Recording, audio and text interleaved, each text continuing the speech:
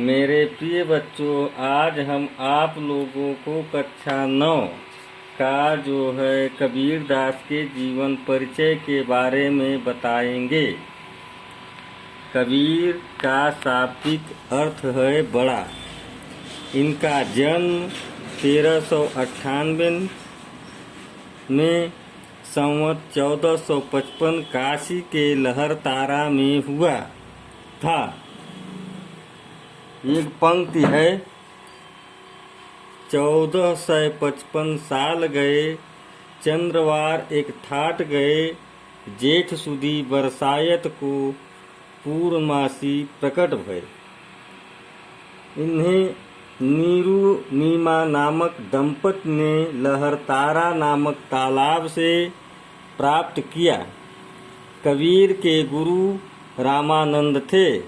इनका दृष्टांत मुस्तफा के देवीस्थान चेतन दास के प्रसंग में है। कबीर की एक पंक्ति कुछ समीक्षकों ने शेख तवी को गुरु मानते हैं।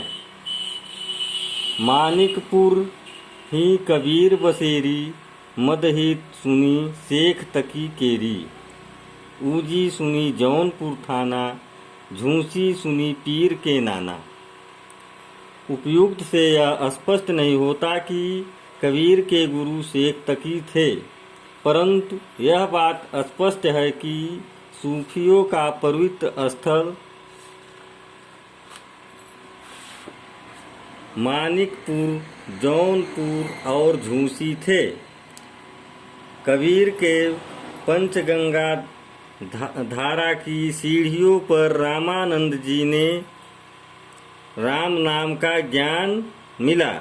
कबीर की पत्नी लोई थी, परंतु पीतम्बर दत्त बर्थवाल ने इनकी पत्नी का नाम धनिया रमजनिया बताया।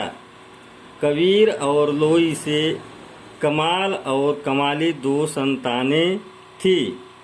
कबीर मायावरी प्रवृत्ति के थे और संपूर्ण देश का भ्रमण करते थे।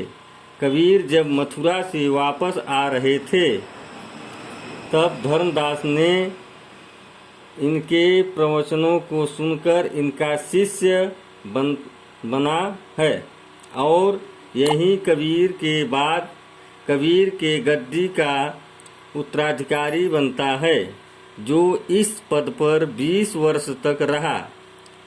कबीर जीवन के अंतिम समय में मगहर जाते हैं, जहां कबीर ने स्वयं लिखा है, तेरे भरोसे मगहर वासी को मेरे तन की तपन बुझाई।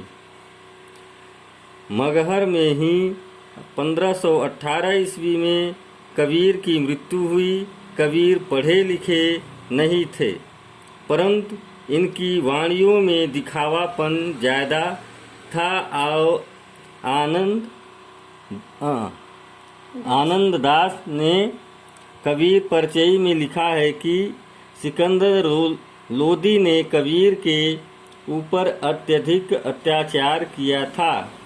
कबीर की हिंदी भाषा को शुक्ल जी ने सधुकड़ी कहा, जिसमें राजस्थानी, पंजाबी, खड़ी बोली मिश्रित है। श्याम सुंदर दास ने कबीर की भाषा को पंचमेल खिचड़ी कहा। इसमें भोजपुरी, अवधी, राजस्थानी, ब्रज, कौरवी।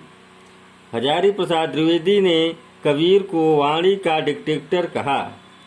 कबीर की वाणियों का संकलन धर्मदास ने बीजक नाम से किया। बीजक के 3 खंड हैं। पहला साखी, साक्षी, सधुक्कड़ी। सबद अर्थ है सब। रमैनी, रमयंते। साखी की जो है सधुक्कड़ी कहा जाता है। सबद और ब्रज जो है ब्रज भाषा की प्रधानता है।